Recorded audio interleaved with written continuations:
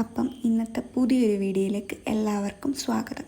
ഇന്ന് നമുക്ക് എന്താണ് ആക്നെ, ടൈപ്പ് ഓഫ് ആക്നെ എന്തൊക്കെയാണെന്ന് നോക്കാം. ഏറ്റവും സിൽവറായിട്ട് കാണുന്ന ഒരു കണ്ടീഷനാണ് ഈ കാണുന്ന സിസ്റ്റ്.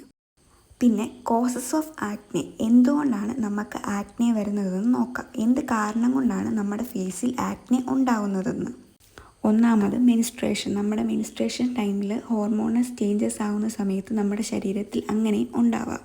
പിന്നെ പ്രഗ്നൻസി ടൈമിൽ നമുക്ക് ഹോർമോൺ ഷിഫ്റ്റ് ആവും, അങ്ങനെ നമുക്ക് മുഖക്കുരു വരാൻ ചാൻസ് ഉണ്ട്.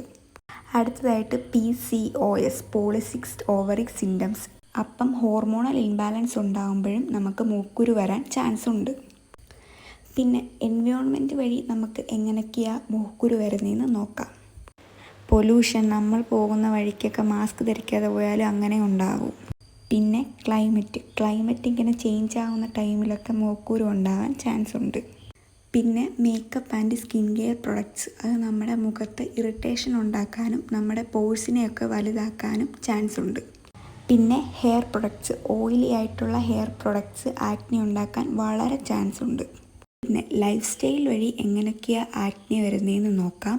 ഒന്നാമതായിട്ട് എന്താണ് ഡയറി പ്രോഡക്റ്റ്സ് ഒക്കെ ഒത്തിരി കഴിക്കുമ്പോൾ, ഷുഗറുള്ള ഫുഡൊക്കെ കഴിക്കുമ്പോൾ അങ്ങനെയും മുഖത്ത് മുഖക്കുരു വരാം. അടുത്തത് ഹൈഡ്രേഷൻ, വെള്ളം കുടിക്കുന്നതും കുറയുന്നതും മൂലം നമ്മുടെ സ്കിന്ന് ഡ്രൈ ആയിട്ട് അങ്ങനെ മുഖക്കുരു ഉണ്ടാവാം.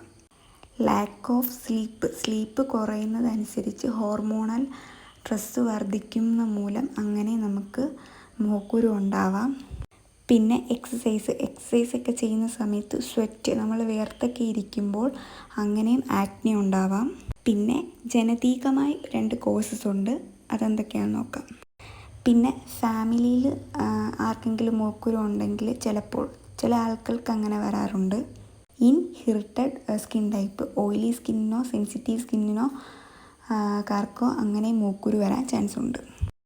പിന്നെ ഇതിലൊന്നും പെടാത്ത വേറെ ചില കോസസ് ഉണ്ട്, അതെന്തൊക്കെയാണെന്ന് നമുക്ക് നോക്കാം.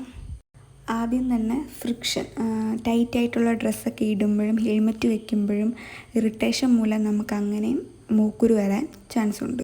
പിന്നെ ട്രാവൽ ചെയ്യുമ്പോൾ അവിടെ ഉണ്ടാകുന്ന എൻവയോൺമെൻറ്റൽ ക്ലൈമറ്റ് ചേഞ്ചും ഒക്കെ ഉണ്ടാകുമ്പോഴും മുഖക്കുരു ഉണ്ടാകാൻ ചാൻസ് ഉണ്ട്. അപ്പോൾ അടുത്ത വീഡിയോ കാണുന്നത് വരെ ബൈ.